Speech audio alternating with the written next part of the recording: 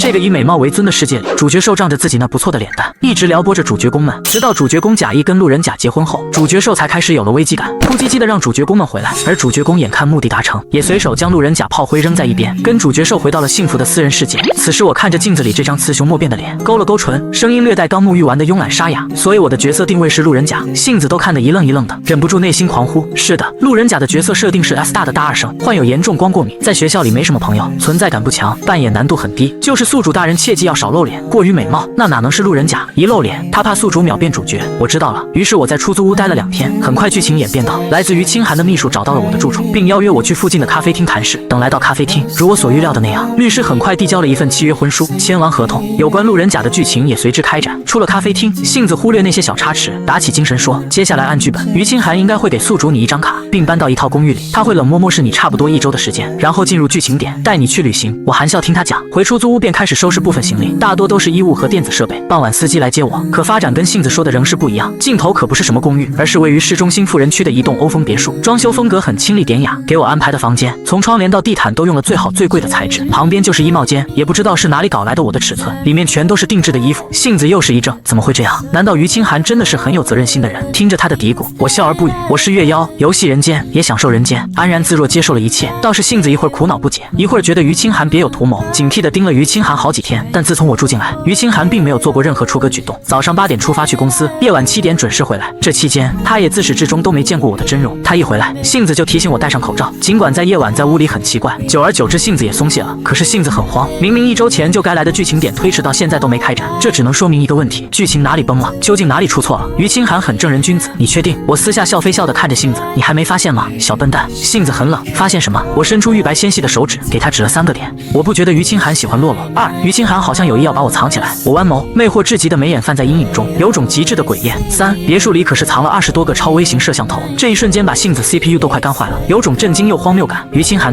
他居然是个变态。杏子虽然是系统，但属于特殊能量的范畴，没有科技感。甜心小废物能做到的，也就只有隐身，只对宿主一人可见，自然洞察不到摄像头的痕迹。我见他还迷茫着，索性笑笑，不然我证明给你看，我也算行动派，说做就做。当天午后，我就联系了于清寒的秘书，问于清寒能不能早点回来。我一个人好无聊，我垂眸，声音压低时有股淡淡的引人怜惜的忧郁，可不可以陪我吃晚饭？几秒后，回应的仍是秘书。好的，我会传达给于总的。杏子在我肩膀上语气犹豫，这样能行吗？我勾人的眉尾微挑，走着瞧。果然，下午将近6点，于清寒就回来了，比平常提前了1小时。高级餐厅一家的外卖也被专员送到了，被他一一摆放在餐桌上。为了证明自己所说的，我并没有再戴上帽子与口罩，再没有外物遮挡，那震撼的美貌直触心灵，美的张扬，美的让空气具有攻击性。我含笑的眸看了过来，于清寒瞳孔重重一缩，胃里再次冒上贪婪的食欲。我身上穿着真丝的云水蓝衬衫，可肤色仍有种月色般莹润的白，清雅如莲。谢谢你能回来陪我。沉郁的男人喉咙滚动着，他沉默没说话，只是很贴心的为我摆好餐具。一家的菜系主打量小精致，10菜2汤，也不过2个人的食量。杏子已经逐渐信服我说的话了，在一旁眼巴巴的看着我用餐，半天没等到下一步，忍不住。然后呢？我淡淡睨了他一眼，满足口舌之欲，最后才端起了不喜欢喝的汤，一不小心洒在自己的手背上，被烫得很了。我蹙眉，漂亮的眸渗出湿漉漉的水雾。杏子猛地暗戳，碰了碰汤，更猛了，只是温热，可我很焦，被烫的皮肤泛起浅浅红晕，娇嫩的惹人怜惜。杏子还没弄懂这种举动的意思，就看到几乎是顷刻间，于清寒就从冰箱里拿出了冰袋，用湿毛巾裹着，轻轻地敷在我被烫到的手背上，浓眉紧皱，专注感好像我受了特别重的伤，而不是微不足道的轻微烫伤。杏子啧舌，内心别提有多震撼，又看了我一眼，就看到宿主大人正用另一只手托着腮，含笑着，好整以暇的受着照顾。谢谢，已经不疼了。于先生，你人真好，以后小心点。杏子也不知道我看没看到，反正他是看到了。于清寒转过身，眼底晕黑一片，含着痴迷。杏子打了个哆嗦，忽然就信了。于清寒好像真的没那么喜欢洛洛。经此一遭，于清寒每晚都会回来陪我吃饭，就算有生意也是吃完再赶去公司处理。这天，于清寒又去加班了。到了9点，屋里没开灯，一片暗淡，只有阳台洒下了一袭月光。我是月妖，是以月光为能量修炼的。我躺在竹席躺椅上沐浴着月色，能量汲取够了才慵懒地舒展腰肢。忽然就起了兴趣，因为我感应到了被窥视的目光，某个阴郁冷峻的男人又在偷窥我。要不要再为你证明一下？杏子已经相信7、8成了，刚想说不用了，就看到我再次开始碰瓷，打破琉璃花瓶后，因为捡碎片不小心割破自己的手指。我是月妖，是不会留下疤痕的，一个念头就能痊愈了。可杏子看的还是心尖一颤，他都这样，更何况于清寒。不出20分钟，外面就传来刹车声，高大的男人快步走进来，便握住我的手。我佯作不知情的笑笑，于先生，你怎么回来了？我提前处理好工作了。于清寒随口解释了番，就拿起医药箱为我消毒，小心翼翼地包扎着小伤口。猛地几秒后，他突然开口，我开玩笑地说，于先生，吹吹都不疼了。于清寒竟真的吹了吹，呵护至极的样子，震惊多了也就淡定了。杏子想，于清寒果然一直偷窥着宿主大人，不过他也真的好好在意宿主的样子。自从知道于清寒想金屋藏娇，最急的就是杏子。他偷溜进书房，没想到反吃了个大瓜。原来主角团已经知道了于清寒结婚的事。书房里妍叶等不及了，再次提出一起旅行。好，于哥，我知道你不喜欢洛洛，可既然你都已经假结婚了，为什么不干脆帮我们到底？听到假结婚三字，于清寒眸光微闪，并没有解释，不知声音冷淡透着薄凉。那是你们的事，与我无关。自从获得了瑰宝，他像个占有欲极强的人，总想独自留住心中的珍贵存在，时刻想守在珍宝身边。至于洛洛，无关紧要的人。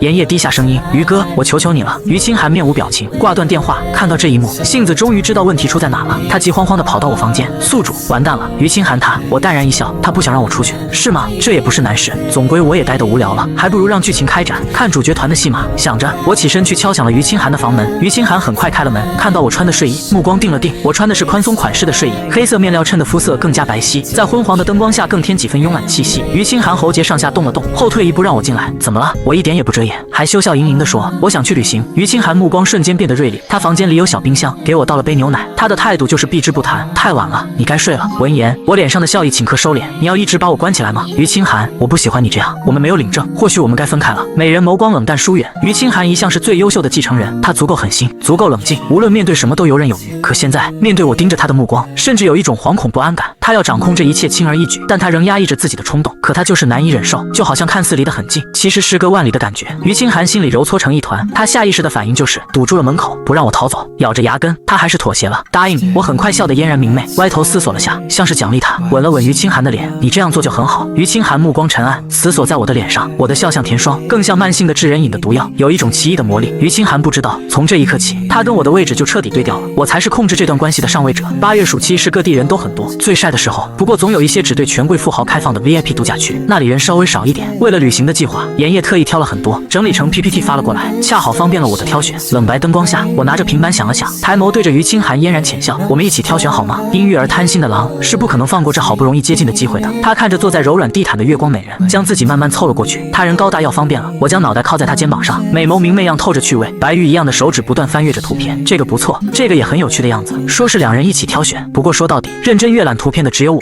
至于于清寒，难得亲近的机会，简直令他目眩神迷，陷入一种极度自喜沉迷的状态。看着靠在身侧的人，他都不敢动，生怕惊扰了这场梦，只敢用浓黑的眸一个劲儿地盯着我，看着我美丽到梦幻的脸，冷月下象牙白的肌肤，无涯边胜雪，牡丹般的唇，如痴如醉的杏子欲言又止。现在倒不觉得他可怕了，只觉得他像个脖梗被我拴上铁链的狼狗。最后我选定了一个凌晨的度假区，那处不算过于高端，可是有个很天然的弯月形状的冷湖，在山涧峡谷中，皎洁月光能倾洒在冷月泉里，月妖很是喜欢。我们去这里。这声音打破了于清寒沉醉的状态，他看了眼地点，心头又倏地生出无边焦躁。那处人并不少，答应去旅游是一回事，可真去实施，他还是心口空空的，胸口被躁郁的情绪填充。于清寒无声环住我的腰，却不敢用力。假如他真是我比喻的血狼，可能会不越焦虑的低吼，拿我没办法似的。我叹气，眉眼温柔，轻快笑了声。不过我有件事需要麻烦你，有光过敏，可能需要个面具之类的。于清寒一怔，这次回答得很快，好，我会让人尽快定制出来。他对我的危机感，全都源于我的脸，那张脸太招人了，只要有人觊觎，有人抢，他恐怕会疯掉。戴着面具就很好。他很快交代人去做。选完旅游地，我也困了，慵懒地舒展了一下身体，道了声晚安，就回到了自己的房间。杏子也喜津津地往柔软的大床上扑跳了跳。这时才看到房间里还进了另外一个人，是于清寒。杏子有点想吐槽，他今晚可真粘人，他不会还想住这里吧？这么想着，于清寒居然还真说了，我今晚能留下休息吗？留下可以，睡床上就免了。我多少还是有点礼仪似的，虽然不适合同床休息，但你可以坐一会儿，陪我说说话。我弯眸一笑，对他眨眨眼。于清寒目光渐渐明亮，他也确实没上床，就坐在床边柔软的地毯上，关闭灯，在一袭清冷的月色下牵住我的手，十指相扣。光是扣着手指，碰着很柔软的手，他就心满意足极了。一旁的杏子跟个守护兽似的，他暗暗决定，一旦于清寒有任何不轨的动作，他就立刻把我叫醒。可从快11点熬到2点，于清寒都没下一步。杏子真服了，又佩服我，又佩服于清寒，竟真的没做出个举动。他坐在床边，静静地陪着我，似乎比平时多了一分柔和。直到天亮，他才离开。等我醒来，他把看到的一切说给我，我听了只是很满意的笑笑。不错，还挺乖的，乖是只对你乖。杏子心里吐槽，我要求的面具，于清寒很快找人定制好了。除此之外，还有一些防晒喷雾，防晒又清凉材质的衣服。这面具是银色的，不知道什么材质，轻薄，遮光性很强，而且戴着不闷。最重要的是，它可以上下拆卸分开，十分精美，符合我的审美。我戴着面具照了照镜子，挺满意的。杏子也很满意，因为剧情进度条终于推进了。就这样，3天一晃而过，旅行那天总算到来。有司机开车，乘私家车6个小时，我和于清寒抵达了度假区的酒店。此时恰好是傍晚，夕阳烧灼的萤火红一片。杏子到了新环境，忍不住到处乱转。不多时，他匆匆飞来，欣喜地说：“宿主，主角团果然跟来了。”话音刚落，就看到3个人朝着我这边走来。清寒哥，最中间模样清秀可爱的青年热情打招呼。我在一旁站定，玩味地打量着主角团。不用想就知道，最中间身高较矮，模样可爱的青年是主角兽洛洛。他一左一右有2个护花使者，左边的小麦色皮肤，模样英俊，眉眼风流，是花花公子那款式。杏子说他是妍妍。右边的气质模样很斯文，温柔的目光始终挂在洛洛身上。杏子说他是袁一谦。这些主角团很热情地跟于清寒打招呼，只是不知道是不是故意的。他们从始至终都没有认识我的意思。洛洛不知道内幕不必说，一边对于清寒笑得可爱，一边不加掩饰地对我露出敌意的目光。袁一谦几乎没正眼瞧过我。至于妍叶，环胸打量着，一双桃花眼含着轻蔑。于清寒在时，他们没说什么。等于清寒去前台订房间，他们的恶意才袒露出来。洛洛奇怪地看着我，一撇嘴：“你这人怎么一直戴着面具？”妍叶嘲讽勾唇，估计是长得丑，还把脸遮住，见不得人。虽然是假结婚，但于哥怎么就挑了这么个人？一股小家子气，这能刺激到洛洛吗？妍叶心生怀疑，看我更不顺眼了。初见就给杏子留下很差的印象，他很生气，因为他们也太不礼貌，太目中无人了。剧本里不就这样？我倒也不奇怪，只讥诮地扯了扯唇，并没有说什么。我的沉默更让人觉得我是好欺负的软包子。洛洛和妍叶态度不免更加轻视。等于清寒办好2张房卡回来，洛洛还以为自己是特殊待遇，立刻眉开眼笑，笑得很甜地夺过1张房卡。他眼稍微吊着，故意炫耀地晃了晃房卡，谢谢清寒哥。然而他脸上的笑还没维持1秒，很快就听到于清寒寒冰室的声音：“还回来？什么？这房间不是给他订的？”洛洛表情一时有些空白。于清寒皱眉，干脆直接夺过房卡，转头交到我手里，对我说话时语气不仅不含一丝冷意，反而有些柔和：“给你。”这下彻底打脸了。洛洛脸色一阵青一阵白，眼里冒火地瞪着我，我看得有趣。小草莓学着他的话，声音轻软甜蜜：“谢谢清寒。”这算得上是我初见面来第一次出声，从洛洛掐出的可爱。我的声音特别悦耳清灵，像早春山涧里瀑布坠在鹅卵石的清凉清水，剩下的燥暑感都被冲淡，怪好听的。连妍叶耳朵动了动，下意识看向面色难堪、恼怒的洛洛，忽然就觉得我也没那么一无是处了。我勾唇地说：“于哥，这是嫂子，怎么不介绍一下？”因为那句嫂子，洛洛拳头紧攥，鼻翼更重了。不过于清寒并没有搭理他们，反而是对着我介绍起了。他们都是自小一起长大的，就算于清寒个性沉稳冷漠，他们竟然也算半个竹马。可没想到跟他们比起来，于清寒更看重外人。3人都愣住了，特别是妍叶，面色古怪极了。这是在做戏？如果是，于哥演的也太好了点。我看着很温柔随和，可不代表美人没刺，我可是很记仇的。想着主角团刚才一唱一和奚落他的话，我无声勾唇，故意说：“我一直戴面具真的很怪吗？不然在室内的话我摘下好了。”这番话信息量足，又将于清寒的心思拿捏得死死的，可太招人了。于清寒哪肯让他摘下面具，立刻就反应过来，肯定是妍叶他们趁自己不在说了什么。于清寒眉眼沉了下来，冷冷警告地扫了妍叶3人一眼，不用管他们，又对妍叶3人说：“你们再胡说八道，就不要跟着我了。”说罢，他就已经很娴熟地跟我十指紧紧相扣，去往回房间的电梯处。洛洛自小牵衣板顺下长大，哪受过这种待遇？看着并肩离开的背影，他气得直跺脚。你看他居然还跟清寒哥告状，一看就是个心机深沉的小人。清寒哥一定是被他骗了，他在那边气恼。妍叶和袁一谦笑而不语，只在一旁看着洛洛的吃醋，只觉得这一步计划是走对了。最后洛洛毅然决定，他要拯救于清寒，揭穿我的真面目。杏子没跟着我回房间，于是看到了这一幕，他无语死了。回房间后，他气得上蹿下跳。不是，这小世界的主角怎么是这种人？宿主，你都不知道洛洛是怎么编排的。我没说话，在没人时摘下面具，露出那张月华般绚丽的脸。我勾唇，倒是淡定得很。正常，以后这事说不定还会有很多，只是忍不忍，那就全要看我的心情了。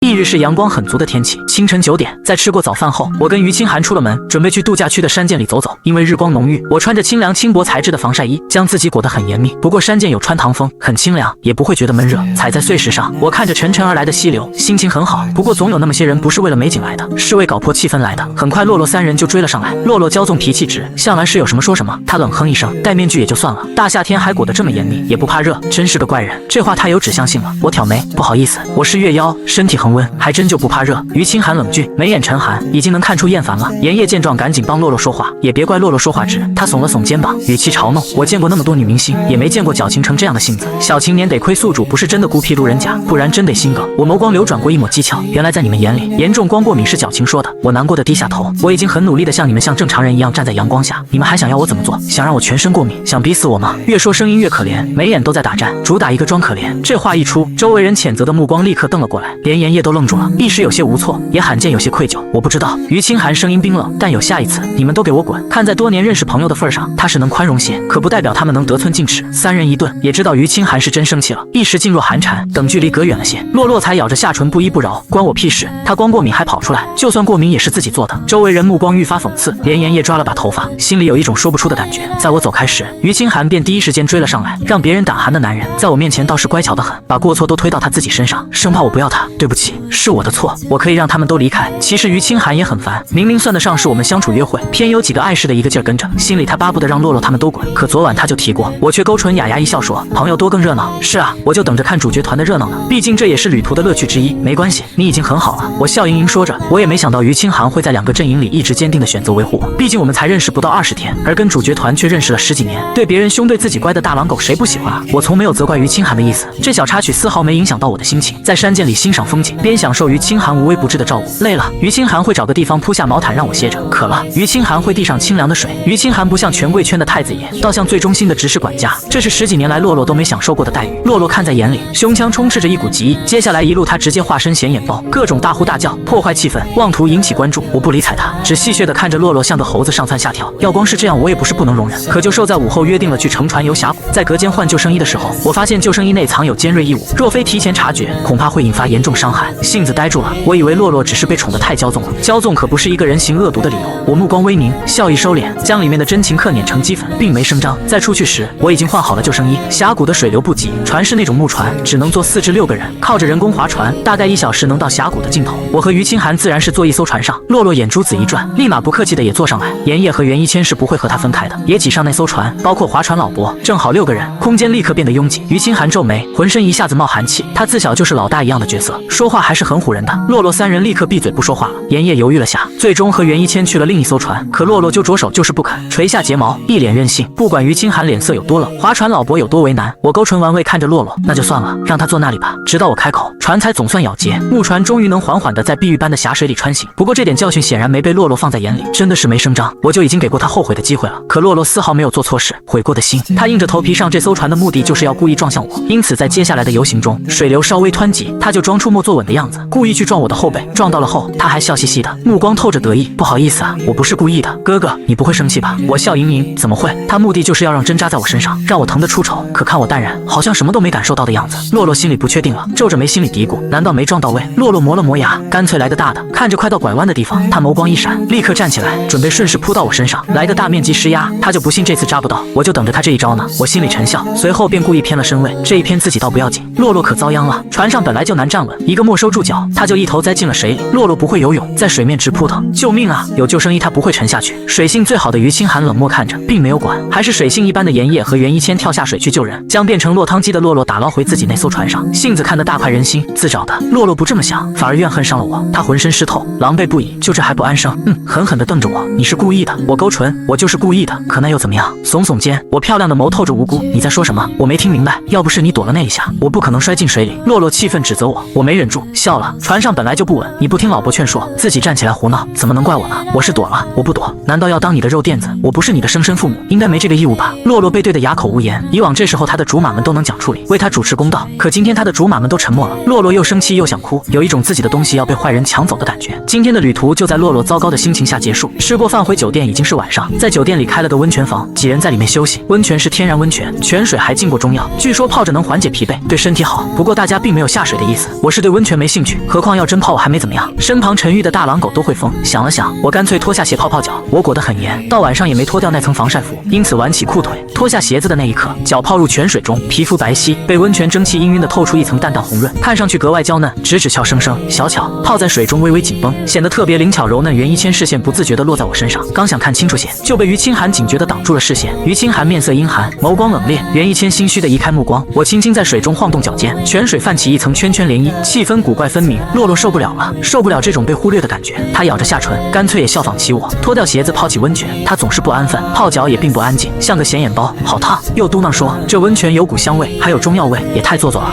说完又紧盯着我的一举一动，当个学人精。我眼微微挑，见状难为的微微一笑，看见身旁的于清寒，我突然软下声音，今天走得好累，脚有些酸痛，清寒，你帮我捏捏脚好吗？话音一落，一旁的洛洛都安静了，几人目光纷纷落在我身上，不过都是看热闹的那种。洛洛差点以为自己听错了，所以太把自己当回事了吧？不会以为清寒哥对你好一点就能恃宠而骄吧？妍叶更是嗤笑，于清寒可是有洁癖，别人碰过的食物都不一定碰，怎么可能伺候人捏脚？可结果让人大跌眼镜。众目睽睽之下，于清寒没有多说，只是自然地帮我舒缓了一下脚部的疲劳。看着他的动作细致认真，反而让人有些意外。洛洛瞪着眼睛发红，脸色一阵白一阵青，心里愈发不是滋味。在于清寒面前，他从没有这种待遇。袁一谦眸光发深，似笑非笑地看着于清寒动了真情，真有趣。不过也是好事，至少少一个人跟他抢洛洛了。妍叶则又震撼又惊讶，他愣愣地看着，他怔怔地盯着我，神情说不清是羡慕还是失落，最后没说一句话，摔杯离开，将玻璃水杯摔得四分五裂。他低头愤怒地跑出了温泉房，跑的时候鞋都忘了穿。袁一谦和妍叶对视一眼，赶紧追了出去，跑到酒店大厅，洛洛才停下，红着眼睛说：“我讨厌音乐，他要把我的清寒哥抢走了。”这个局面是袁一谦想看到的，他温和笑笑：“我们洛洛吃醋了，可于哥和音乐已经是新婚夫妇，于哥对他好很正常，不是吗？就像你跟叶恒交往，你不也对他很好吗？”洛洛脸色一下子僵住了，他嘴唇动了动，很想说这不一样，可哪里不一样呢？他又怎么都辩驳不了。沉默半天，最后他咬着下唇，可怜兮兮地看着袁一谦：“可我就是看不惯于哥那样的人，连我都不敢对他提出要求，凭什么一个来历不清的人能那么过分差事他？”袁一谦目光深邃，笑意不变，是看不惯，还是极度想要？洛洛，做人不能太贪心，你已经有叶恒了，总要习惯这种场面的。就像以后无论是我还是妍叶也会结婚有归属，不知道是不是受到刺激？洛洛嘴唇一抖，脸色慢慢变白。妍叶想安慰他，不过被袁一谦一个眼神遏制住。洛洛被说得神情恍惚，几乎是失魂落魄地回了房间。我并不知道这插曲。接下来几天，洛洛难得的安分不少，没再继续作妖。趁着氛围不错，我心情愈发放松。白天我跟于清寒游览着度假区的景色景观等，夜晚我会去心仪的月亮泉去浸泡修炼。这几天正赶上月圆，月色非常明亮，照着月亮泉在夜晚都灵灵的，好似在发光。夜晚泉水冰一样的凉，一般是没人来这里的，恰好方便了我。而我夜晚都会去月亮泉，这并不是秘密。这天连夜很心不在焉，玩不下去，手机也睡不着。他看了一眼外面的夜景，心里的念头愈发清晰强烈。浸泡时总不至于还戴着面具，他要去看我的真容。想着夜晚他偷偷来到月亮泉附近，被心中不知名的情绪驱使，却在快接近时被人发现，心头鼓噪的如同战鼓雷动，可只差一步就能踏上前的时候，面前的光却倏地一暗。妍叶怔了下，抬头就与于清寒锐利沉渊一样的眸对上，他瞪着于哥。妍叶扯了扯唇，心虚的别开眼神。于清寒不语，而是用那分外漆黑的目光冷冷地注视着他。此时的于清寒像守着瑰宝的黑龙，像王子真心的骑士，更像手持裁决剑的审判者，目光能看到人心底的念头。妍叶心虚极了，忙落荒而逃。而他离开不久，月亮泉便响起哗啦一阵水声，原来是浸在泉水里的月光美人上岸。我从泉水中走出，月光下的身影映出柔和光影，看上去如梦似幻。绝世容颜在特定景色下成倍的勾人心弦，蛊惑人心。于清寒死死盯着那一滴从脸畔滑落到锁骨的水滴，喉咙滑动，只觉得喉咙烧灼的厉害，恨不得亲自确认水不干净。看着男人愈发浓黑痴迷的眸，我勾唇一笑，以月杀为一。我赤着足来到男人面前一笑，万物黯然失色。清寒，谢谢你守着我。于清寒浑身紧绷，瞳孔收缩，几乎不敢看我，光那股香气他都会沉迷的要晕了。他不敢看，性子却敢啊！自从偷看被抓包，妍叶就不敢再出现在我和于清寒面前。恰好洛洛这几天失魂落魄，他干脆也躲在房间里不出来。对于他这种消极举动，袁一谦很不赞同，他认为只要在刺激下，洛洛就能够做出正确的选择。看着在沙发上打游戏的人，袁一谦目光一沉，妍叶，别忘了我们这趟旅行的目的，我们是为了让洛洛和叶恒分手，不是为了玩。妍叶一愣，是啊，他在别扭什么？不就是偷看兄弟男朋友被抓包吗？以他的过往看，又不是没做过更过分的事。妍叶马上就想开了，洒脱一笑，将手机扔到一旁。行，你想让我怎么做？你去哄洛洛开心，至少让他有心情出来散心。连夜是花花公子，最擅长玩和哄人，有他在，不多时，洛洛就暂时忘记了烦恼忧愁，离开酒店来景区散心。洛洛是有心避开我，但他看了又嫉妒，可袁一谦又怎么可能放过这机会？暗地里安排，因此我们在餐厅再次相遇了。袁一谦笑得斯文无害，提议说：“我已经订好包间了，不如于哥，我们一起吧。”于清寒看向我，我意味深长地看了他一眼。好啊，我知道剧情需要，我又要当工具人了。这是一家专门做小龙虾的餐厅，装修风格很古色古香，很像古代的木质茶楼，瞧着十分典雅。而餐厅的特色是冰镇花雕酒小龙虾，服务员说不少外地人都会过来品尝，很受好评。花雕酒年夜感兴趣，让服务员先上3斤尝尝。小龙虾这种食物好吃是好吃，包起来麻烦，洛洛懒得包，于是袁一谦便给他包现成的，装在干净的白碟里。洛洛很享受这感人，郁闷的心情好了些，得意的看了我一眼。可这一看，他心态有些崩，就看到一向碰都不碰小龙虾的于清寒，此时竟主动且亲自给我包，特别的温柔且细致，甚至还喂到我嘴里。如果说先前捏脚让洛洛愤怒大于震撼，这次则是又震撼又嫉妒。他嘟着嘴故意蹭到于清寒身边，清寒哥，他走过去装作轻松的开玩笑，你不是对我也不错吗？包一只给我呗，语气像在试探，他又不是没长手，你别管他了。于清寒看都不看他一眼，抽回手臂，就连冷淡至极，离我远点。洛洛脸色一僵，却不死心的继续，不然我给你包也行的，还有这甜点也很软。清寒哥，我会喂你吃啊，明眼人都能看出来。于清寒脸色越来越冷，态度越来越不耐烦，偏洛洛看不出来，还因为招惹连夜看得心惊，真怕于清寒动手，他立刻就要把洛洛带回来，只不过有个人比他更快。我说让你离远点，听不懂吗？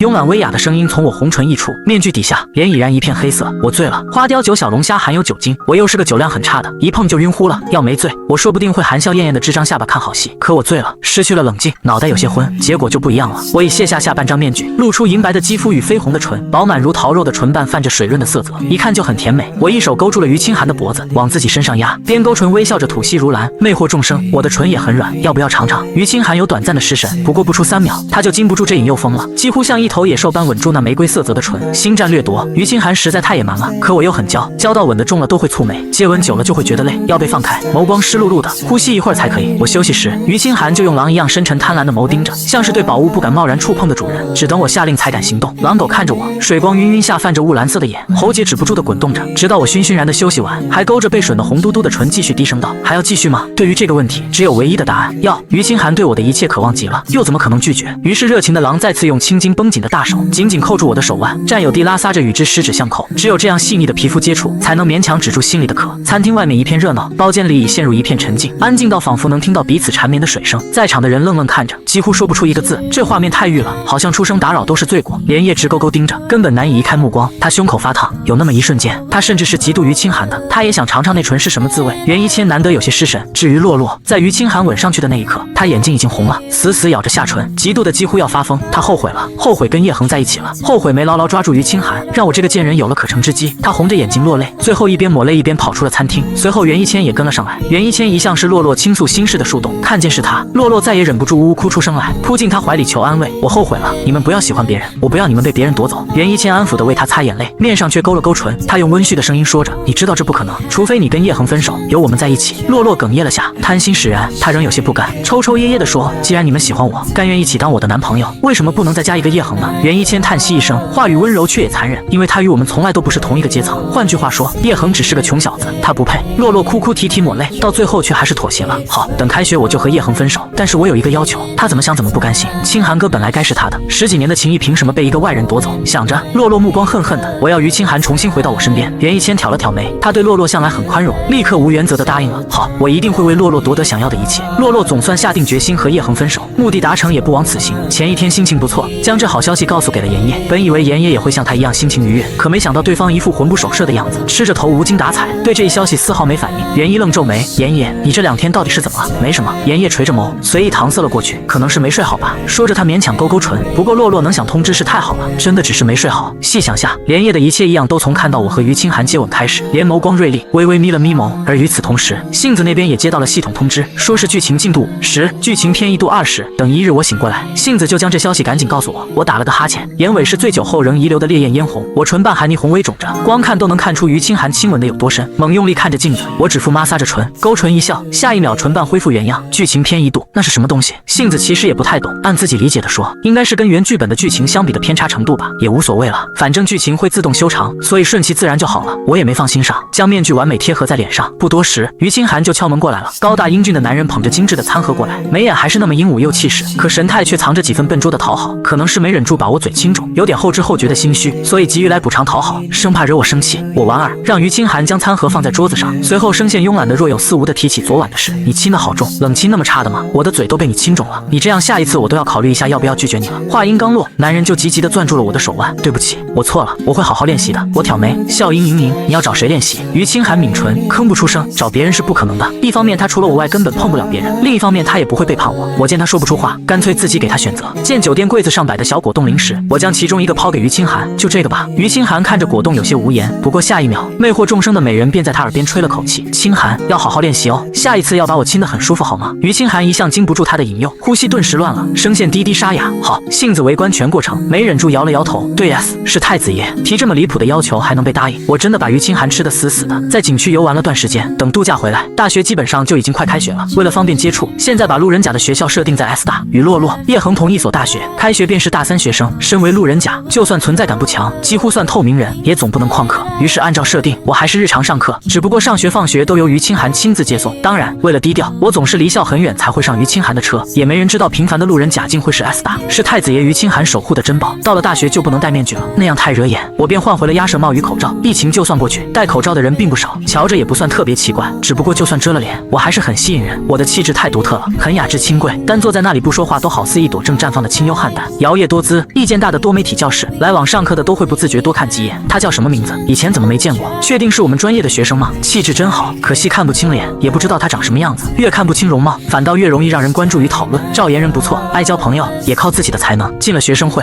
见大家都很好奇，他笑了笑，等下课吧，我去教着，朋友还得靠你。赵大社牛赵岩喜欢博关注，喜欢这种朋友多的感觉。等下课后，他连自己的东西都没收拾，就径直走到了我面前。他露出和善热情的笑：“你好，我叫赵岩。”看着面前的手，我挑眉伸手，礼貌性的地回握了下。我叫音乐，好像是有这个号人，只是他以前怎么没印象？赵岩心里纳闷，不过并没有多想，他先不动声色地介绍一下自己的成绩，问我有没有需要帮忙的地方。聊到后面，他提出要加个微信一起去吃午饭的想法，我微笑拒绝了，抱歉，我没有微信，午饭也约了别人。我实话实说，我确实不玩微信。至于午饭，则是约了于清寒。这个时候，于清寒应该已经在学校外面等我了，可这话到了赵岩耳朵里就成了敷衍与拒绝。赵岩脸色一僵，是吗？那下次等我收完书本离开，他回到自己的位置上，撇了撇嘴，他可真难接近，总是没办法了，靠你们了。赵大社牛都没办法，我们更不行了，怪不得大家都对他没印象，这人太孤僻了。聊着聊着，话题又扯到我的脸上，有人恶意揣测着，你们说他一直戴口罩，又不敢去人多的食堂吃饭，该不会是因为长得难看自卑吧？我觉得有可能，有的人就眼睛好看，口罩一戴，下半张脸一遮，屌丝都能成帅比，跟照片一个性质。这么说大家都很扫兴，对我也失去了兴趣。赵岩笑了笑，好了，大家可别为个不值当的人坏了心情，一起去食堂吃饭，我请客。男男女女登时欢呼，开始吹赵岩的彩虹屁。而对于这一切，我是不知情的。高档餐厅里，于清寒正细致地给我包着龙虾肉，他手边的手机一直传来短信消息，我就在一边看得清清楚楚。星寒哥，我决定这几天就和叶恒分手。星寒哥，我妈请你来我家做客，你一定会来的，对不对？音乐就是贪图你的钱才跟你在一起的，你不要被他骗了。我轻笑出声，觉得真蛮搞笑的。洛洛竟私底下这样编排自己。于清寒看了一眼，眉毛拧起，也回了条消息，能被他骗，我也甘之如饴。洛洛，不是清寒哥，你怎么变了？别联系我了，你很烦。说完就将洛洛拉黑了。做完这一切，于清寒就用漆黑的眸看向我，好像在等夸奖似的。我勾唇，你做得很好。于清寒暗暗攥拳，冷峻的脸快速闪过一丝不自在。我最近都有在好好练习，应该小有成果。练习？我怔了怔，他不说还好，一说我就想起了不久前开的玩笑，只是想逗一逗男人，没想到对方竟然当真了。一想到对外气势汹汹的男人为了讨好自己，拿着小果冻私底下偷偷练习，我就忍俊不禁，冷笑出声，伸手捏着于清寒的下巴，这么乖啊，那我可要好好检查一下。我的声音压低，格外的勾人柔媚，将柔软的唇贴在于清寒的嘴角吻我。男人瞳孔一缩，情难自制的反吻，结果什么呢？我用指腹按了按微破的唇角，吻的还是很用力，虽然技术提高了些，但也明显不过关，而且看得出于清寒是个洁身自好的男人，平时恐怕连手动都很少，这不只接了个吻就热情澎湃。我坐在他腿上，能分明感受到庞大的轮廓，隔着夏日薄薄的衣料，热度就那么直白的传来。我笑了笑，咬了一下他的唇，声音含糊不清，跟我接吻很有感觉吗？很精神呢。回应的是于清寒压抑到极点的轻叹，他浑身紧绷热烈，快要把他血液烧干似的，只有死死按住我的腰肢亲吻才能止渴，性子已经不知道躲哪里去了。他看着害羞，还是找个凉快的地方待着吧。S 大开学一切都井然有序地进行着，大二生军训的军训，迎新的迎新。而就在开学1周后，学校里发生了一件让人津津乐道的大事，洛洛和叶恒分手了。他们当初在一起本就让大众觉得长久不了，现在分手也在大家的预想范围内，于是引起论坛的广泛讨论。校草和富二代究竟是谁先提的分手？一楼大胆猜测是校草提的，毕竟明眼人都能看出来校草很讨厌。2楼那可不一定，有钱有势，说不定是2来腻了才分手。10楼我假期里还看到过2和校草约会，怎么开学感情就破裂了？11楼没见2有新欢啊，我大胆猜测一个是校草忍受不了2才分的手。23楼作为2的朋友，我能明确告诉你们，是2甩的校草。还有别往某人脸上贴金了好吗？某人除了脸好看还有什么？别说，就2身边的几个竹马，有权有势，长得都不比某人差。24楼真的假的？细说到最后，这条帖子渐渐就成了校草簇拥者以及2簇拥者的战场，闹得不可开交。还是有人看不下去了，以匿名的形式发了一条视频，有时即上网冲浪达人兴致的提醒，我也及时的在视频被删除前看到了2人分手的画面，是在一家咖啡厅里，洛洛将叶恒约出来，刚出场眼睛就是红的，不断抹着泪，与对面面无表情的叶恒形成心理反差。洛洛舍不得的说，对不起叶恒，是我辜负了你，可我今天必须要跟你提出分手。他还很自我感动似的以为叶恒会很愤怒很气恼，就想说出要补偿的话语，可事实上呢，叶恒眸光灰暗，在这一刻他只感觉到了解脱。他扯了扯唇，冷冷说，你是认真的？对不起，你要生气的话就尽管骂我好了。洛洛默默抹泪，他知道始乱终弃很过分，可他不能用爷爷的事拖累他们，就只能辜负叶恒了。低下头，他已经做好了被骂被责怪的打算，可接下来的一幕却令他震惊，令他倍感羞辱。叶恒不但没愤怒怪他，反而还笑了出来，我终于等到这一天了。叶恒要骂他，洛洛心里还好受些，可偏偏没骂，还一副庆幸解脱的样子，那俊脸上的笑简直是在打洛洛的脸。洛洛一下子恼羞成怒了，你什么意思？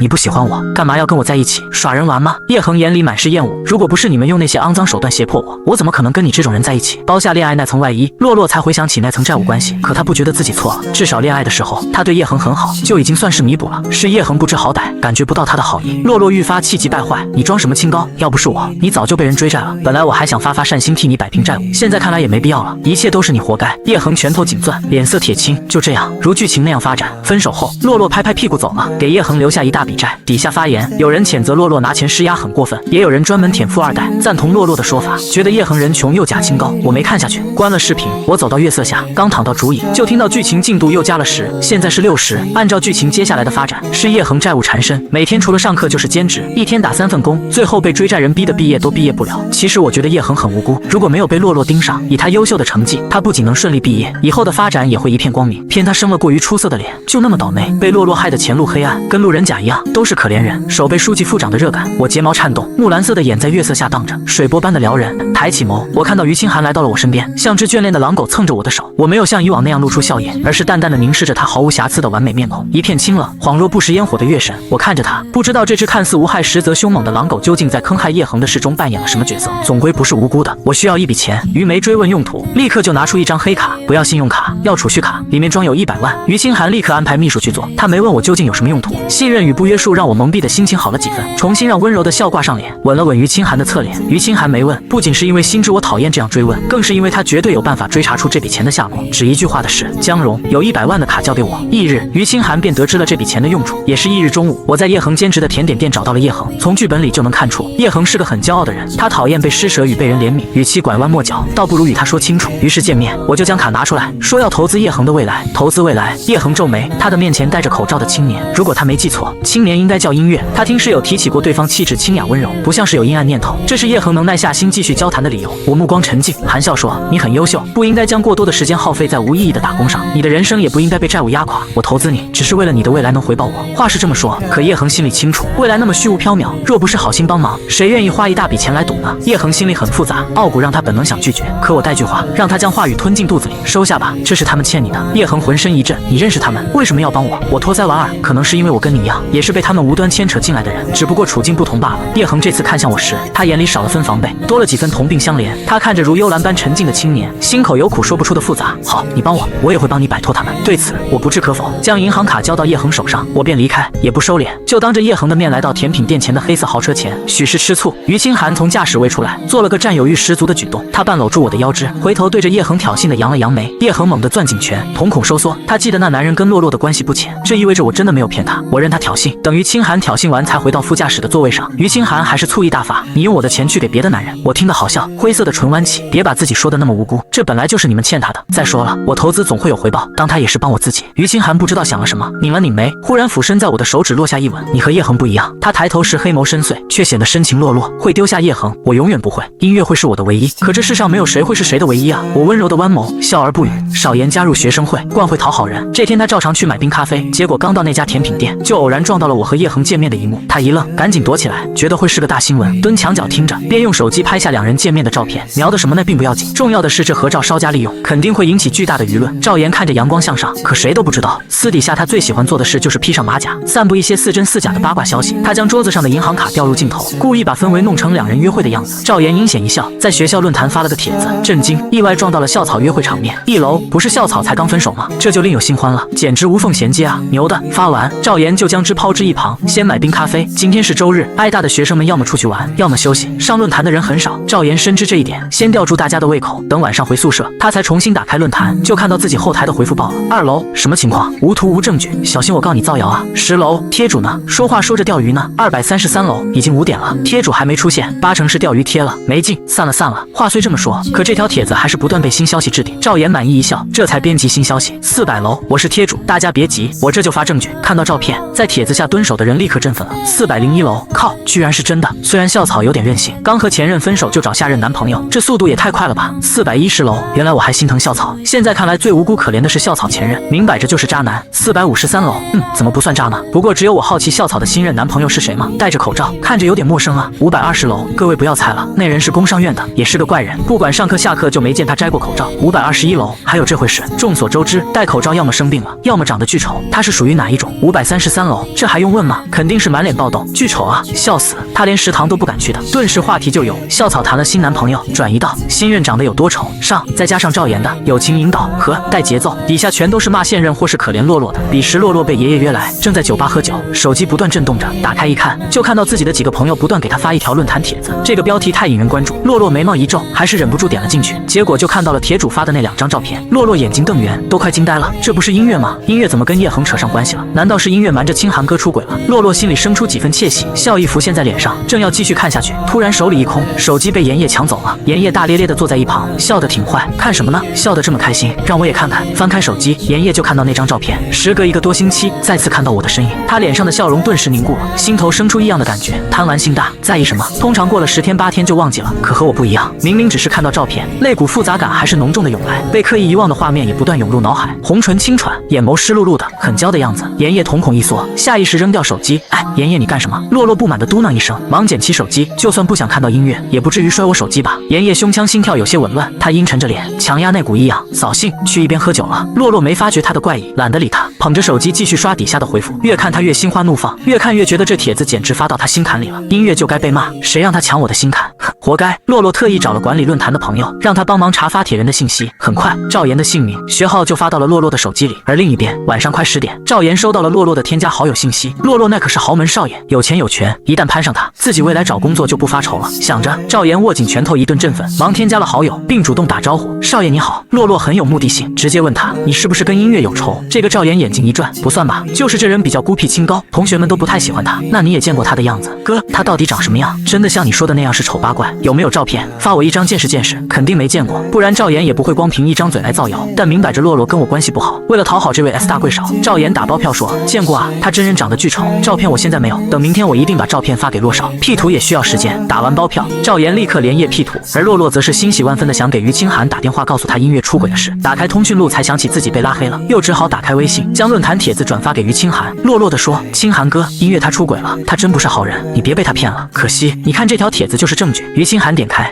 丑到这程度也是人才，洛洛深以为然，可不是吗？在意外探亲到那段话后，他心里的疑惑便彻底解开了。他觉得于清寒跟我只是演戏，甚至我只是个骗子，根本不敢给于清寒看脸，他们的表面关系才得以维系。洛洛本想直接去找于清寒将照片发给他，让他看清我真面目，可出了爷爷家，他突然就改变了主意，自己都已经抓住了我把柄，为什么不干脆利用威胁一番呢？于是洛洛决定像戏耍小丑那样去戏耍我，当即他就找上了我上课的教学楼，等下课钟声响起，他就拦住了要离开的我，他还挺凶，态度高傲。你等等，我有件事跟你说。我挑了挑眉，这里也确实不是说话的好地方。我跟着洛洛来到了个空教室，有什么事你现在可以说了。洛洛得意的上扬唇角，把那张丑照调出来，在我面前晃了晃。这照片上的人其实是你吧？我凝眸看去，有那么一瞬间，我都怀疑洛洛是不是疯了。我嫣红的唇角微掀，若不是有口罩挡着，我都会笑出来。忍了忍，才强行助笑意，配合对方的戏码。我佯作惊疑不定，这照片是哪里来的？我虽然没承认，但惊讶的神色还是让洛洛更加坚信了自己的念头。洛洛哼笑，当然是你同学赵岩发给我的了。你说，要是我将这丑照发给清寒哥，他会不会一怒之下跟你分手呢？我惊忧的睫毛欲颤，请你不要这么做，我真的很爱清寒，就算是在骗他，我也希望留在他身边的日子能久一点。洛洛不屑撇嘴，你真可怜，你不会以为清寒哥哥真的喜欢你吧？实话跟你说，他跟你在一起只是为了演戏刺激我，你还真把自己当回事了。这不可能！我浑身颤抖着，哀伤的看着洛洛，欣赏我失魂落魄的神情。洛洛才身心畅快的离开。等他一走，我脸上的伤心立刻消失，这演技连性子都瞠目结舌。宿主大人，你不去演戏真是损失。我微微一笑，谬赞了。到时候洛洛一脸笃定，拿着照片去跟于清寒揭露真面目的样子一定特别有趣。我让性子盯着些，洛洛别耽误了看好戏。我可不是传统意义上的好人，有人无端迫害我，这是必须要反击回去。赵岩，我脑袋里浮现出一个人的身影。当天晚上，学校论坛就爆出了一些大瓜，内容是某些恶臭诬陷他人帖子的发帖人信息被爆出来了。这些大多都是恶意揣测、污蔑他人的，但却是校园名人节奏的帖子。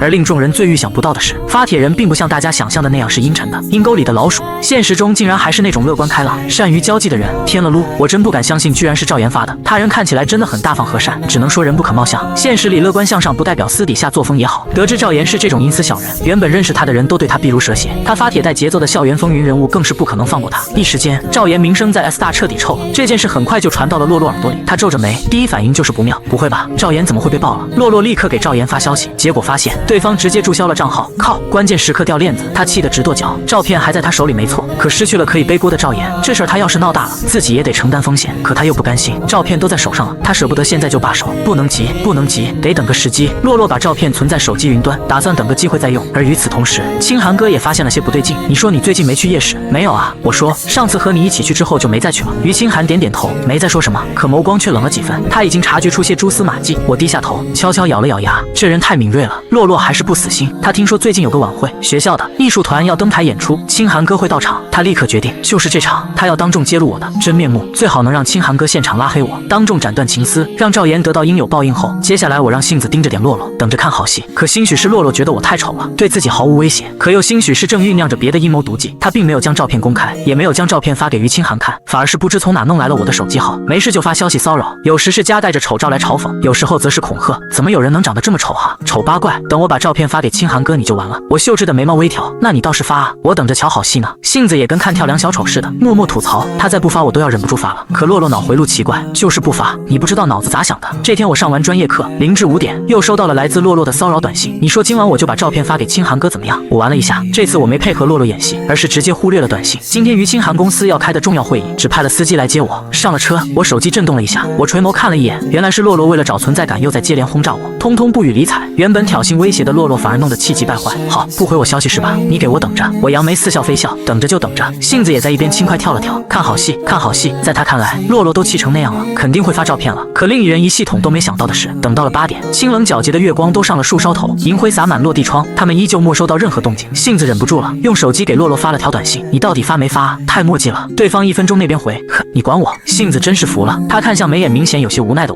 我耸了一下肩膀，他不发就由我来吧。等于清寒处理好一切事务，已经是9点多了。他浑身裹着夜露湿气回来，看得出喝了不少的酒，虽然不至于喝醉，但明显也有些微醺。他冷却略显沉郁的眉眼，因眷恋而稍显温和。对外人而言，沉冷令人惶恐的狼，面对我时倒是无比乖顺与放松的姿态。他半靠在我身边，磁性的声音低低，头疼，示弱有示弱的好处。他真该庆幸我是个有几分温柔的人。每到这时候，我都会轻轻地给他揉着眉心与太阳穴止痛，待头疼缓解，我才弯眸笑了笑。对了，有人给我发了些好东西，你要不要看一看？什么东西？我拿出手机，将保存在相册里的照片打开，显示在于清寒面前时，本想惊吓他一跳，可即便看了那丑的不堪入目的照片，他漆黑的凤眸仍波澜不惊。我咬着红唇痴痴笑了。他们说这是我。屋里没开灯，皎洁的月光仍把屋里照得有股明幽的亮。于清寒将目光从照片游移到我的脸上，照片有多丑，多令人嫌恶，对比下我的脸就有多美，多引人心动。月华下的美人，眉眼浓丽与清冷两相宜，含笑盈盈的，好似故意下凡引诱人的仙子。于清寒嗓子发干，喉咙发紧，目光一寸一寸的幽暗，许是喝了酒。他要比之前都大胆一些，将手机放置在一旁。他呼吸微沉，地上前，额头抵住我的眉心，就是洛洛发来的，不用管他。我觉得我的练习遇到了瓶颈，怎么都不得要领啊！我勾唇，于清寒几乎是克制不住的，发烫的掌心虚浮在我纤懒的腰肢上，随后一个用力将我放在自己的腿上。他喉咙很凸起，微微仰着头时，下颌线异常的性感，喉咙很贪婪的吞咽着，让我幽深的眸光不禁落在他的喉结处。所以呢，你想让我怎么做？于清寒被刺激的额角青筋直跳，忍不住攥住我好白的腕骨。所以教教我好吗？我捧着他的脸，将红唇印在他的唇边，如你所愿。随着开学一段时间，校园又重新忙碌起来，马上学校的校庆日就要到了，各个院系都要准备1至2个节目。S 大有2个校区，因为隔得远，因此决定各过各的。我所处的工商院，大家都没什么艺术细胞，只好让院里几个唱歌不错的男女生来搞个合唱应付过去。我仅限路人甲的人设，低调孤僻，在学院里没什么朋友，组织人也就直接略过了我。我乐得清闲可怜。到校庆日前3天，我竟意外发现自己上了演出名单。这个消息我还是从辅导员口中得知的。我神情微变，没报名。此言一出，辅导员也愣住了。他把名单拿给我看，可以演出，表里有你，你是第10个节目表演，弹钢琴。我蹙了蹙眉，目光落在自己后面的眸色一瞬间幽深。我表演完，下一个就是洛洛，也是弹钢琴。我感到好笑，这是想干什么？洛洛想利用我来衬托他表演的有多好吗？辅导员抓了抓头发，那要不我找负责人说一下，看能不能解决吧。我知道辅导员为难，只微微一笑，不必麻烦了，只弹一曲应该没什么问题。跟辅导员道了声谢，我转身离开，给洛洛发了条短信，报名的事又是你搞的鬼。我正跟朋友吃饭，收到短信后，脸上立刻露出得意笑容。是我，那又怎么样？名单已经定好了，你推脱不掉了。他特意查过，我是孤儿出身，自小在福利院生活，这意味着我根本没机会学钢琴。一想到我在台上出丑，沦为自己的衬托物，洛洛就忍不住笑出声。我没有生气，只淡淡回了句，那就拭目以待吧。的确，路人甲是没机会接触钢琴、学习钢琴的，但我不一样，我在人间生活了那么久，闲着没事时就学习人类的各种才艺技能，不过是弹个钢琴，根本难不倒我。洛洛的算盘注定要落空了。洛洛并不知道我早已不是原先的路人甲，为了能让更多人看到我出丑，看到自己多优秀，洛洛不仅为自己造势，更邀请了校外的严烨和袁一谦这些贵少为自己捧场。因此，校庆还没到来，校论坛八卦专区就已经被各种吹捧洛洛的帖子刷过。一些学生又猛又不解，行，知道洛洛琴艺高超，但也不至于这么吹吧？哪来的水军？到底收了洛洛多少钱？能不能加他们一份？调侃归调侃，众人也都留下了洛洛弹琴技术高超的印象，对他的期待感拉得很足。从某方面讲，洛洛的目的也算达成了，可能是从妍妍那些人嘴里听到的。于清寒得知了我也要上台表演的场序，还正好是洛洛的前一位，一想就知道是洛洛搞的鬼。于清寒英俊的眉微凝，问我需不需要解决这事。我红唇一勾，没必要，我可从没说过自己不会弹钢琴，只要不炫技，手生点也没关系。我看着于清寒，校庆那天你来吗？来，毫无疑问，肯定来。身为坚定的音乐脑、音乐拥护者，他肯定会过来给我捧场，到时候看着好了。我挑眉，自信张扬。于清寒是个很矛盾的个体，他既不希望我太张扬，有别人觊觎，又不想我被他人小瞧。校庆开始前，他特意找设计师定制了很多套衣服给我挑选，正好我脑子里有一段古风钢琴旋律，于是挑中了其中一身水墨古音与银色羽毛配饰的面具，一切准备已就绪。杏子说，古风跟长发发更配，要不要再弄个假发？我勾勾唇，下一秒，短碎的发就已经延伸到了腰，末发如最上佳的绸缎，根根笔直，性子都不起劲的惊艳到了。他差点忘了宿主大人是月妖这件事了。就这样，很快到了校庆那天，校庆是下午6点开始，学生、受邀的外校人落座，随后便是对各院院长的发言感言，足足耗费了半小时，才终于到了表演的时间。我是第10位，等第5个节目表演完，我便去后台准备。洛洛也在那里，这个显眼包一看到我就止不住的秀存在感。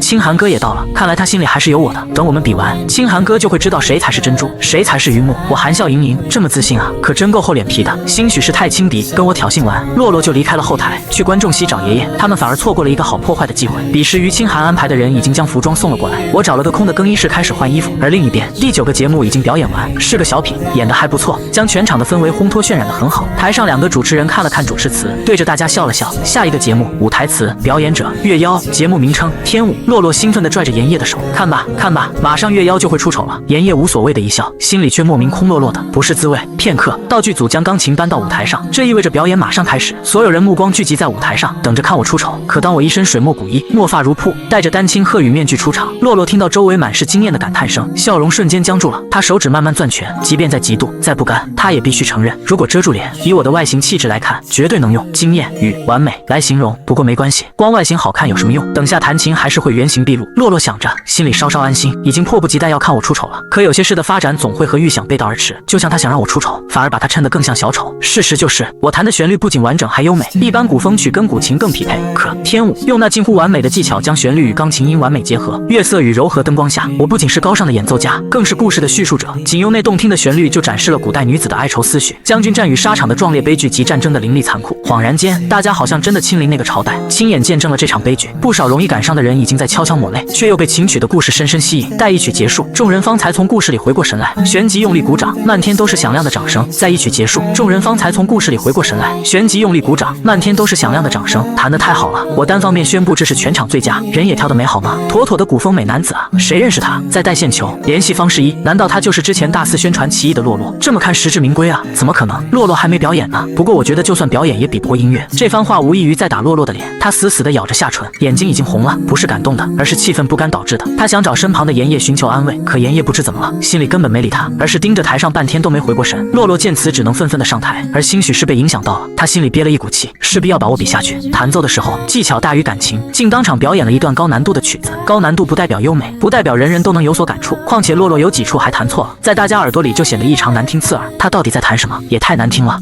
笑死！这就是之前论坛吹嘘的钢琴小王子，别太离谱，跟音乐弹的相比，简直一个天上一个地下。我都怀疑之前论坛上的水军是音乐买来故意黑洛洛的，自己弹的差。洛洛也心知肚明，等一曲弹完，他已然面如土灰，觉得自己丢脸极了。弹完他连观众席都不敢去了，直接跑到后台找到我，他凶狠地瞪着我：“你居然会弹钢琴？你耍我！”看着歇斯底里的洛洛，我微微一笑，我好像没说过我不会吧？怎么样，搬起石头砸自己脚的感觉还好受吗？小少爷，洛洛脸色涨红，快被气死了。不过是个满脸生疮的丑八怪，在那里得意什么？他一定要我点颜色瞧瞧，激怒了洛洛。随后我便试图离开，这衣服毕竟太惹眼，我正要去更衣室把衣服换掉，就在门口瞧见了于清寒的身影。我压抑的挑眉：“你怎么来后台了？”看到长发如仙的我，于清寒喉结微滚，忍不住想见你的头发。我微微一笑，并没有解释，只含笑说：“想摸摸吗？”于寒立刻克制不住的伸手落在黑如绸缎的墨发上，那手感如真丝一样顺滑，沁凉沁凉的，手感极佳。他颇有些爱不释手，多摸了几下，短短几秒，我就后退了一步。好了，我先去换衣服了。身旁的男人气息一沉，手指留恋的勾了勾我的头发，明显有些不情愿，却也没阻止我的意愿。算了，回去吧。男人面上虽没太大变化，漆黑的眸却微微发亮。开车的时候，时速都在压着道路的最高时速那条线，风驰电掣的返回别墅。他小心翼翼地拿掉了我脸上的面具，好似在拆开至真至贵的礼物。但面具被掀开，完整的古衣没展露在他眼前。本就知道我很美，穿这套古衣也会很合适，却还是被震撼，被惊艳的下意识屏住呼吸，生怕惊扰这幅美景，直至碰了碰我的手，虚渺感才被冲淡。于清寒一想到惊艳众人的我，只有自己能看清我的全貌，内心瞬地就涌动一股甜蜜，目光深色，眼底痴迷地看着我，连睡觉时都不愿分开。总归他不会违背自己意愿做太过分的事，我索性就随他去了。而我不知道的是，我休息的时候，洛洛则暗戳戳地准备搞事。先前手握照片没发出去，不过是为了更好地威胁我。眼看我都挑衅到自己头上了，洛洛彻底不能忍了，立刻就联系赵岩，让他把照片传到论坛。在我的负面节奏下，赵岩心里咯噔一下，觉得有点难拖了。他立刻就想拒绝，但洛洛可没给他拒绝的机会。迫于他的地位，赵岩只能有苦难言，花钱联系论坛里几个发黑帖的群，让他们去抹黑我。在一番运作下，翌日有关音乐是丑八怪的帖子就铺满了论坛八卦区的首页。不少人看到音乐2字，好奇地点了进来。离谱，音乐究竟长什么样？1楼，众所周知，音乐自开学以来，不论上课还是什么都一直戴口罩。他究竟是校园男神还是口罩丑男，底下分为2波，一波是支持我是男神的，无论怎么样，气质和声音摆在那里，他们绝不相信拥有这种气质的人会长得太丑。另一波则是抹黑我的，觉得我戴口罩就是长得太丑，见不得人，声音和气质跟相貌一般都是不挂钩的。昨晚那一曲，我也收获了很多支持者，很快这个话题就讨论起来，一些偏激的人则吵得不可开交。见热度慢慢提升，洛洛和赵岩都觉得时机差不多了，将照片放了出来，都别吵了，音乐的真相在此。照片一放出来，所有看热闹讨论的人都震惊了。2楼，这是音乐，不行了，我要去用水洗脸。10楼，妈耶，这也太丑了，那些吹捧音乐的人呢？出来说话。26楼，讲真，人长得丑就缩在角落里低调点好吗？这是干嘛呢？找存在感呢？一想到我还为这种丑八怪说话，我就恶心。也有人在质疑照片真实性，不过帖子被水军占领，那点质疑声也在压倒性的嘲讽中被淹没了，以至于一些不明真相的人当真了。看着如我越多的人越来越多，洛洛心里一阵畅快，高兴的把朋友请来喝酒。不过能考上艾斯达的大家也不是傻子，如果哪照片是真的，说不定能一举让我彻底沦为小丑。可关键是照片是假的，是 P 图成果，就算 P 图人技术再高超，也总会留下蛛丝马迹。因此很快论坛就出现2极反转的情况，有人渐渐的发觉我本人和照片里的下颌骨比对不上，也有精通 P 图技术的人经过仔细观察，发现这照片有 P 图痕迹，更有乐子人在全网一搜索，竟搜索出了和照片中蒜鼻黑头一模一样的原图。反转了，音乐的丑图竟然是高 P 剪切出来的。一个合格的1楼立刻整理出大家搜集齐的东西来，证明照片的欺骗性证据实在太有说服力，进来的人但凡看到都能辨明真假。5楼，这反转真的惊呆了，我就说那丑照怎么看怎么别扭。23楼，笑死了，之前我就怀疑过，音乐明明是美人尖尖下巴，可丑照里的下巴又脏又圆，还有皮肤，音乐超白好吗？本人好像能发光的那种，怎么可能只有脸那块黑啊？30楼，这得有多大仇多大怨啊，居然 P 了丑照来黑音乐。一些人震惊之余也不禁起了阴谋论，开始揣测起幕后人究竟是谁。我在学校里没什么朋友，自然就没什么敌人，唯一能算得上可疑的，貌似也只有校庆前大肆宣扬弹琴技术后被我狠狠压了风头的洛洛。大家纷纷附和，到最后琪琪用谐音嘲讽起了洛洛。洛洛得知这一切时，已经是第2天中午。昨晚他太高兴，就找朋友去喝酒，没想到只睡了一晚上，天就变了。得知那丑照是赵岩 P 图形成的，洛洛感觉自己被愚弄了，气不过，立刻微信轰炸赵岩。赵岩哪敢吭声，只能默默承受他的怒火。洛洛的愤恨不仅来自赵岩，更来自我，竟然是 P 图，